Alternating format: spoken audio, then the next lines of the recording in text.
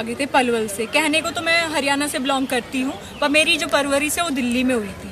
तो मैं गांव में इतना नहीं रही हूँ। हम यूजुअली किसी ओकेशनल पे जाते हैं, किसी फेस्टिवल टाइम पे ऐसे जाते हैं, इतना गांव में रही नहीं हूँ। पर फिर भी मेरे घर में पूरा गांव वाला माहौल है, चाहे वो कल्चर को लेके बात करे, चाहे वो ड्रेसिंग कपड़ों को लेके बात करें या खाने पीने को लेके बात करें।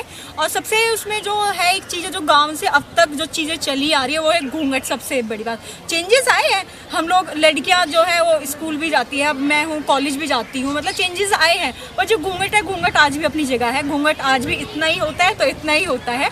मेरी मम्मी आज भी दादाजी से घूंघट करती है, 20 साल पहले भी करती थी। मतलब उनकी लाइफ में इतना चेंज नहीं है, घूंघट को लेकर इतना कोई चेंज नहीं आया। घूंघट आज भी है। मेरी मम्मी को गुड बहू का टाइटल मिला हुआ है सिर्फ घूंघट की वजह से।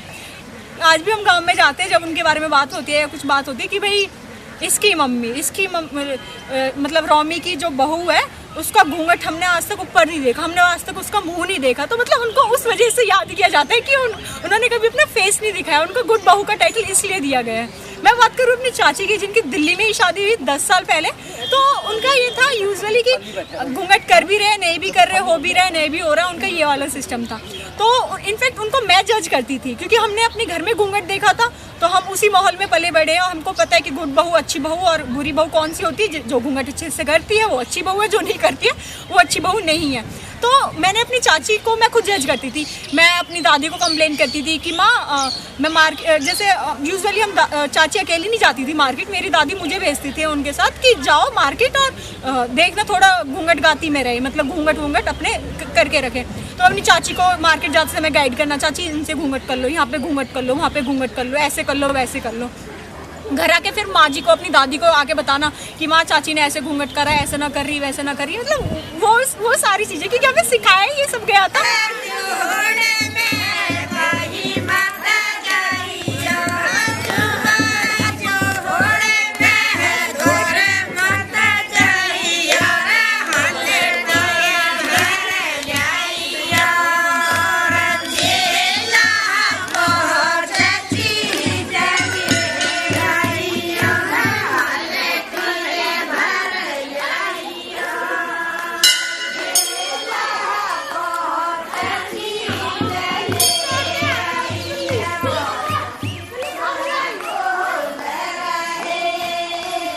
और वंशु बड़े होकर शादी करनी है?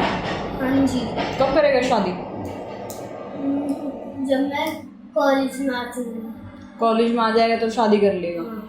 अच्छा। मैं नहीं, पापा करवाएंगे। अच्छा, पापा करा देंगे। हाँ। तो फिर तो जो तेरी वाइफ होगी घूंघट कराएगा उससे भी? हाँ। कराएगा? हाँ। अब मना कर दिया तो उसने? नहीं करेगी। नहीं करेगी मना? क्यों? क्योंकि सब करते, आपकी मम्मी भी करे, हाँ। मेरी मम्मी भी करे, हाँ। सब करते। तो सब करते तो फिर वो भी करेगी।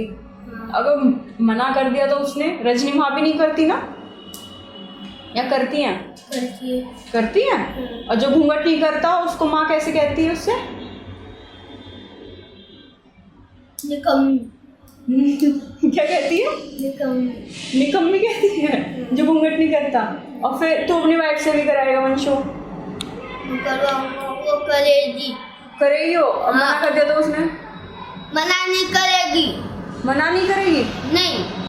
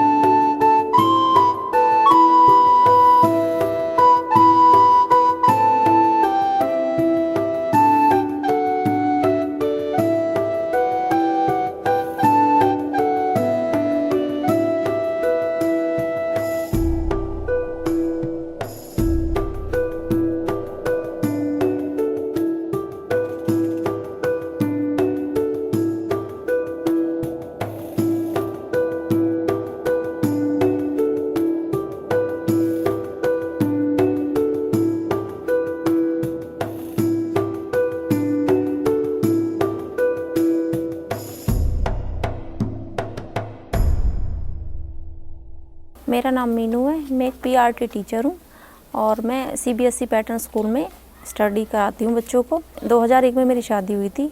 उस टाइम मैंने अपने घर से ही +2 की थी, गर्ल्स सीनियर सेकेंडरी स्कूल से। उसके बाद मेरा मन था पढ़ाई का, लेकिन उसके बाद ऐसा माहौल, मतलब कोई वो नहीं हुआ कि भाई मुझे नहीं लगा कोई कोऑपरेशन घर में, तो मैंने उसको वहीं रोक दिया। उसके बाद 14 साल बाद मुझे मतलब थोड़ा मेरे को टाइम दिया, गॉड ने लगा लो या लाइफ ने लगा लो, कैसे भी करके मेरे मन में आएगा मुझे पढ़ाई करनी है। संस्कृत से BA करने के बाद फिर मैंने खजानी इंस्टीट्यूट से 2 ईयर की NTT की डिप्लोमा। उसके बाद मेरे को पता चला कि स्कूल में वैकेंसी है, तो मैंने वहाँ इंटरव्यू दिया।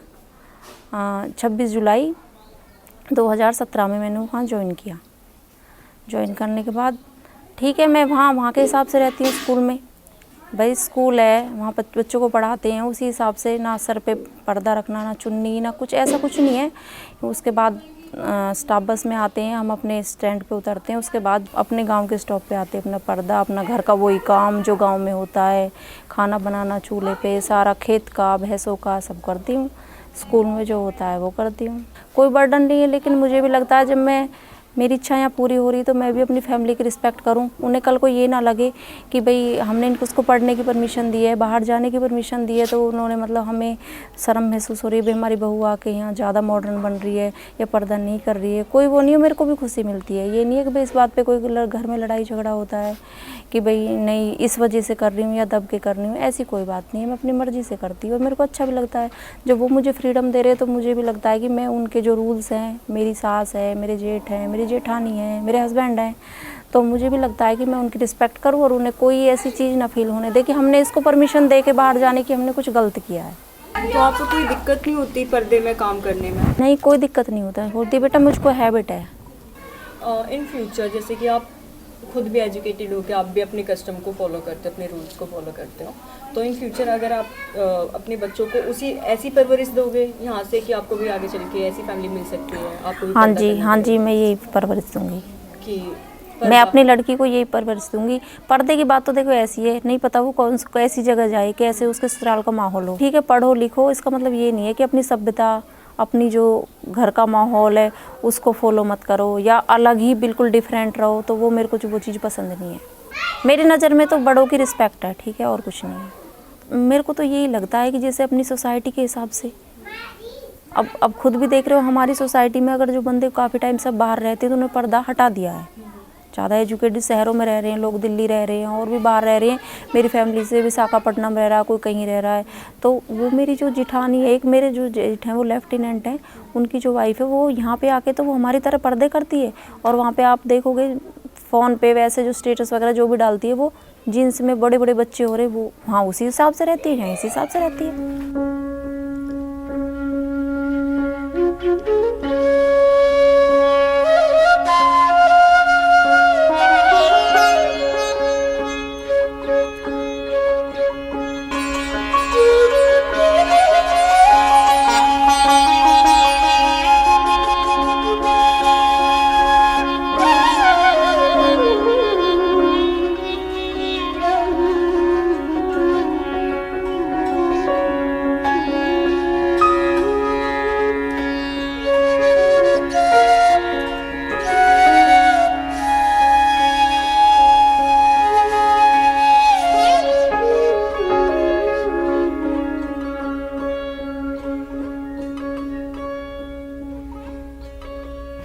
पर्दा मेरे लिए सिर्फ एक रूढ़िवादी सोच है जो काफ़ी टाइम से चली आ रही है और जिसको हम फॉलो कर रहे हैं आंख बंद करके।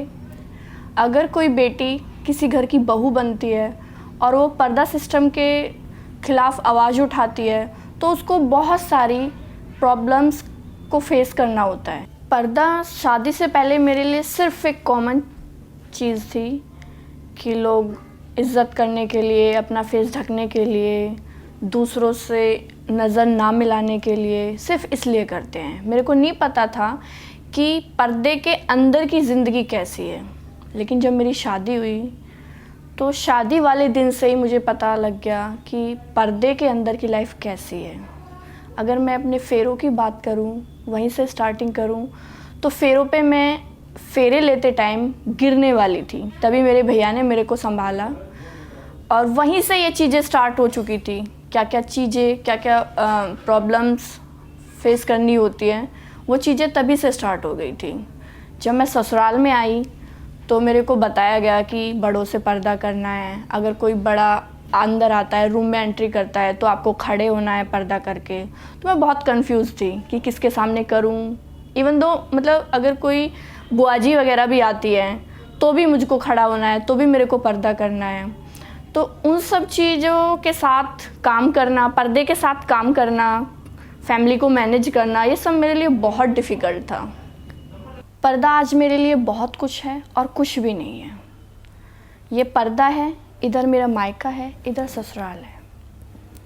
मायके में मेरे को पूरी आज़ादी है, मैं कहीं भी आ जा सकती हूँ, किसी से भी बातें शेयर कर सकती हूँ, कुछ भी बोल सकती हूँ।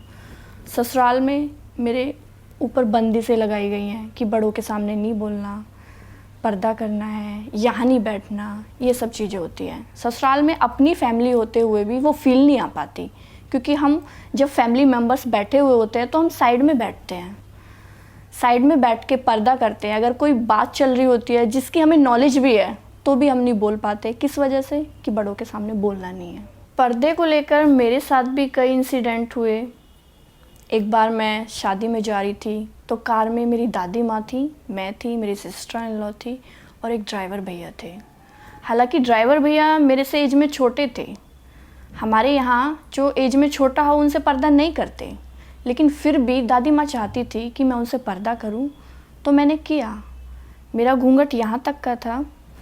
तो रास्ते में मेरे को हील की वजह से बैठने में दिक्कत हो रही थी।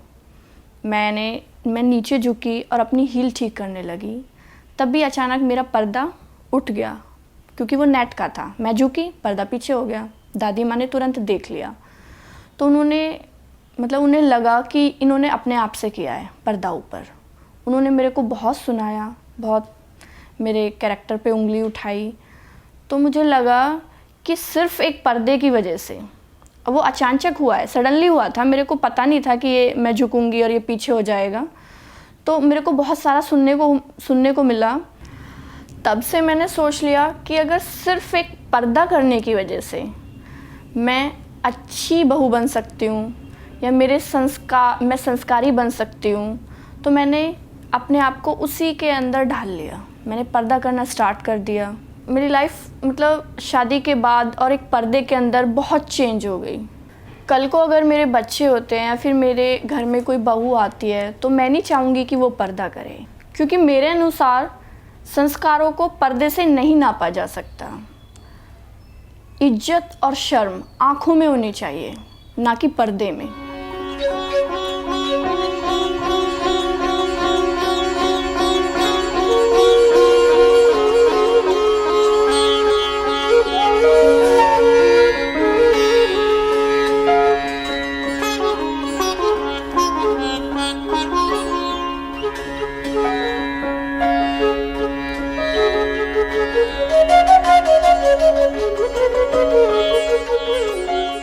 पर्दा एक पुरानी प्रथा है। पर्दा में ही लोग इज्जत से, एक में पर्दा में मतलब ये नहीं चक्के बोले या सामने असभ्यता से ना बोले या मतलब देवर जेठ का या मतलब मान सम्मान करें।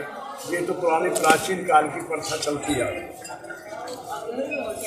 अच्छा, सही मायने में ठीक है, पुराने रीति रिवाज चले, सही मायने में पर्दा से कोई मतलब नहीं है। माँ बाप की सेवा करे, बोले चाले, दुख सुख की पूछे, उससे सम्मान ज़्यादा समझे। मतलब एक पर्दा कर रहा है और रोटी की पूछने लगी है, मतलब फिर वो क्या पर्दा है? पर्दे का हमको मायने नहीं सकते। आज के टाइम ये पुरानी प्राचीन काल की बात है, वो अलग बात है। आज का युग ऐसा आ गया है, लेडीज हैं वो आगे आनी चाहिए, देश चला रही है। इंदिरा गांधी रही, लेडीज एमएलए बन रहे हैं, लेडीज सरपंच भी बन रही है। आज भी हालात ये है कि लेडीज सरपंच बनने के बावजूद भी वो घूंघट करती है, वो अच्छा नहीं है। कई मीटिंगों में गया है, घर वाले बाहर निकाल दिए, भाई सरपंच जो बैठो, फिर वो भी शर्मसार में है। ये शर्म पर्दा की हट जाए, शर्म इज्जत की रहे। पर्दा से कोई इज्जत नहीं है, ये तो हमारी सोच है, देहाती सोच है। अरे पर्दा एक इज्जत का होनी है, इज्जत से बोलो, इज्जत से राजी किसी को पूछो।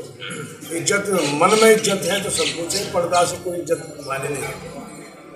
अगर मैं आपकी बात करूं तो आपका लड़का दिल्ली में पढ़ता है, ठीक है, कल को आप उसकी शादी करोगे तो आप भी अपनी बहू से बोलोगे कि पर्दा करे?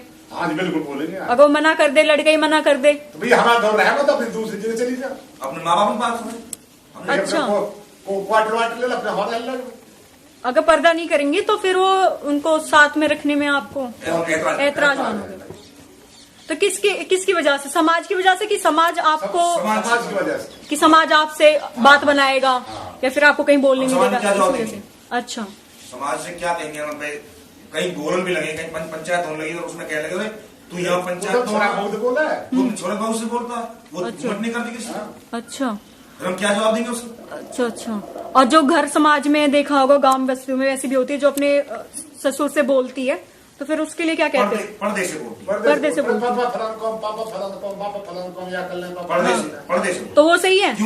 क्योंकि वो बुजुर्ग है, वो किसी काम लायक नहीं है, और हम कहीं ड्यूटी चले जाते हैं, कोई काम चले जाते हैं तो जवाब लेना पड़ेगा से अपने से बोल। मतलब पहले तो पर्दे में बोलने भी नहीं देते थे, है ना, अब बोलने देते हैं। उम्र के लिहाज से बोल सके, उम्र के लिहाज से। हमारी माँ बाप सभी बड़े बोल रही है। अच्छा, पर्दा तो है, वो तेरी की बोल रही है, हमारी बोल रही है, तो पहले भी चल रही है पर्दा तो जो बिल्कुल खाट में टिक रहा है। हाँ हाँ। वहाँ पर बोलना जरूरी है। अच्छा, अगर उनकी सेवा पानी कर रहे हो तो कौन करे?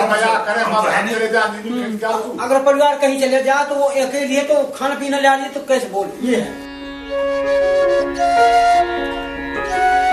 बाकी आपने बोला आपके घर में 3 बहू है, मान लो उनमें से एक बहुत ज्यादा पढ़ी लिखी है, हाँ बहुत गुण है उसमें, हाँ अच्छा स्वभाव है उसका, अच्छा, परिवार में सब में, हाँ, बस उसमें एक गुण लगा लो कि उसमें चलो पर्दा नहीं करना चाहती है, हाँ नहीं करना चाहती है पर हम तो करवाते हैं। तो आप उसको किस नजर से देखोगे? हम उससे यही कहते हैं पर्दे से रिया करो, फिर भी वो हमें देख के तो पर्दा रखती है हमारी बहू, चाहे अपने वो पति के संग में कैसा भी रहो, पर हम तो जब देखते हैं तो हम तो तुरंत बोल देते हैं। नहीं, मैं वो बात कह रही हूँ कि चाहे आपकी बहू कितनी भी पढ़ी लिखी हो, हाँ कितनी भी पढ़ी लिखी हो, कितना भी गुण हो, अगर उसमें पर्दा नहीं कर रही है तो उसको आप क्या कहोगे? उससे ये कहेंगे कि इसमें बच्चे लाने ये पर्दा ही नहीं करते, ऐसी क्या काम की पढ़ी लिखी जो किसी की लाज शर्म नहीं करती है, वो हाँ शर्म नहीं करती है बड़े छोटे की, उससे यही बोला जाता है।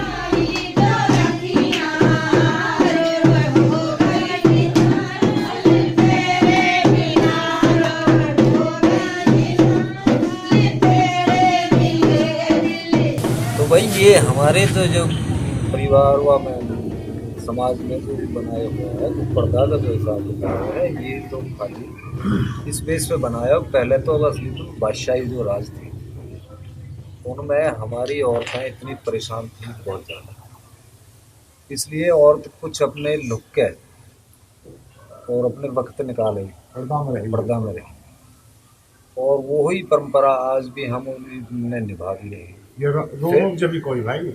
और दूसरी नंबर बात ये कि चौपाल के सामने से जब हमारी औरत निकले हैं तो ये हमारा एक परमात्मा पंच परमेश्वर का ध्येय, इसको हम भी जो इंसान भी जो चढ़ता है तो इसको सलामी दे के चलना है। इसीलिए हमारी औरतों को ये परंपरा के लिहाज से ये सम्मान करना पड़ता है। मतलब आपको कहने का मतलब ये है जो हमारे घर में हमारी मम्मी है, दादी है, चाची जो पर्दा करे हैं वो बड़े बूढ़े ने आदमी ने सम्मान देने, कहीं पे बुरा मत मानना मेरी बात को, जो भी बात है, एक हम कई घर में जावे हैं पर्दा करे हैं, हमसे बोला तो नहीं जावे कि वे भी तुम्हारे माँ बाप है, वे भी तुम्हारे माँ बाप है, उन्हें भी अपने माँ बाप जैसा प्यार करो, पर एक जो दीवार है वह एक है तो 2 गज छोटा सा है, पर इसमें एक दीवार तो कायम हो जावे ना कि है तो सास ससुर है तो जेठ जिठानी, एक दीवार कायम हो जावे तो उससे मन मुताब भी रह रहे। फिर कल को अगर हमारे सास ससुर हमें माँ बाप के हक से हमें डांटे तो फिर हमारे मन में यूँ रह रहा है कि सास ससुर ने डांटे हैं। बच्चा माँ बाप की सहन तो कर लेगा, मैं हूँ लड़की, अपनी मेरी मम्मी मुझे डांटेंगी तो मैं सहन कर लूंगी, पर मेरी सासू डांटेंगी तो क्या मैं सहन कर पाऊंगी? उसको शायद करना तो चाहिए, पर एक हमें अटकाव तो दे ही दिया ना कि माँ बाप और सास ससुर में एक फर्क क्या रहेगा। हम कभी अपने माँ बाप से तो घूंघट नहीं करते, तो उनके लिए वही भावना रह रहा है पर सास ससुर से करते हैं, ससुर से करते हैं, सास से ससुर से करते हैं, जेठ से करते हैं, मेल पुरुष से करते हैं। घर से कहने का मतलब ये सास के घर जाकर घूंघट करते हैं, पर्दा करते हैं। वो भी आप ये सब बड़े जो आदमी हैं उस घर में। हमारे जो समाज की बेटा ये पुरानी रीति चलती आ रही है, ये पुरानी रीति है भुगत रहे हैं सब। अब की जो नई औलाद आ रही है ये नो भुगते। नई जनरेशन बहुत सी जगह जहाँ पढ़ी लिखी फैमिली है उनमें नो भी करते हैं। या को कहने को मतलब ये है कि जैसे माँ बाप है तो माँ बाप ये कह दे कि अब हम नो आपके माँ बाप अगले वाले है तो अगले वाले ने तो घूंघट क्यों करो जा, क्योंकि वे तो धर्म के हो गए, तो माँ बाप धर्म के हो गए तो उनसे घूंघट क्यों करो जाओ। वे तो नहीं होते ना, उस वो होते हैं ना, तो उससे घूंघट क्यों किया जाता है। पढ़े लिखे जो इस चीज से ऊपर उठ के उनके घर में नहीं करती है लेडीज अपने बोलती है लेकिन वो बाहर वो भी करती है, गाँव में तो करती है। अच्छा, तो मतलब अगर कोई आपके सामने ऐसी कोई लेडीज चली जाओ बिन पर्दे के, तो आप उन्हें क्या कहोगे? हमारे इतराज उठाओ इस बात पे। नीचे देखो, नाराज नीचे देखना पड़ेगा। फलाने की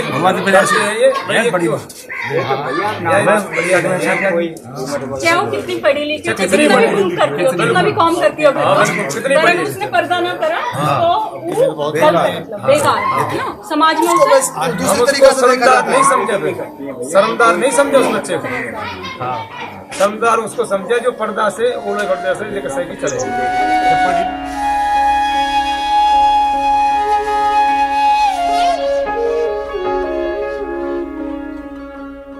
So, ma'am, do you think females are also responsible behind this? And if they are, to which extent females are responsible for the Ghungat?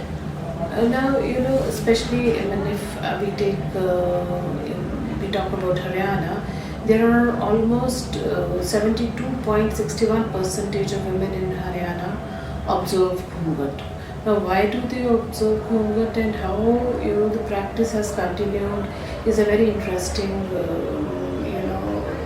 phenomena to look into it. You know, very interestingly, if you would see that it is not that all women in Haryana are veiled, but majority of the women are veiled. Now, who are the women who are in Ghungat?